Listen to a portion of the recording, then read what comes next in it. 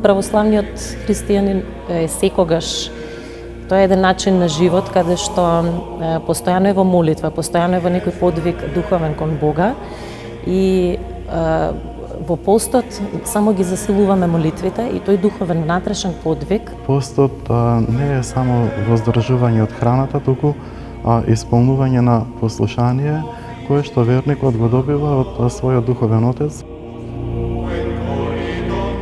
Дали постите пред Великден? Дали навистина знаете како да го практикувате 7-неделниот великденски пост?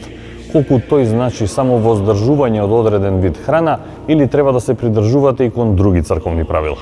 Многумина православни христијани великденскиот пост го практикуваат во делот кој се однесува на начинот на исхраната, но посветените верници велат дека всушност без воздржување од лоши мисли, без правење добри дела и без молитва, конзумирањето храна од растително потекло нема големо значење.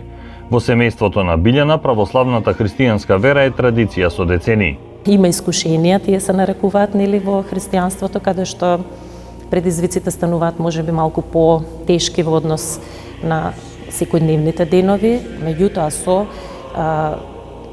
внатрешен еден подвиг, напор, Господ да ни помогне да ги издржиме сите тие искушенија. Подвигот и молитвата го прават своето, значи, навистина, доколку се посветиме со вистинско покаяние, Господ ни дава сила да ги издржиме сите тие искушенија, кои што ни предстојат. Црковните лица велат дека православен христијанин кој пости треба да ги познава светите тајни на црквата. Од духовниот пост никој не може да ве ослободи, но телесниот пост е различен во зависност од возраста или здравствената состојба.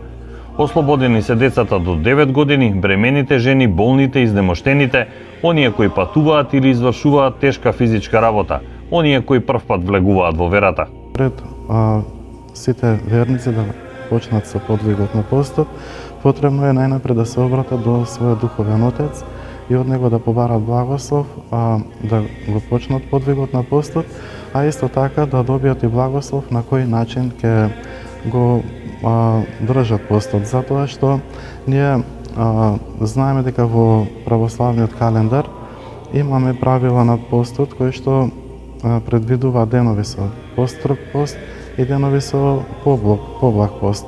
Кажавме од понеделник до петок без масло, а се пости со храна на вода, значи овоше зеленчук, вариво, кое што е приготвено без зејтин, и сабота и недела со храна на масло или зејтин, и риба е благословено единствено 2 пати за време на постот, а тоа е на празникот Благовештени и на празникот Цветници. Македонските православни христијански храмови се повеќе се полнат со верници. Свештените лица велат дека се почесто се сведоци на ситуации каде младите ги воведуваат повозрастните во тајните на религијата и постот.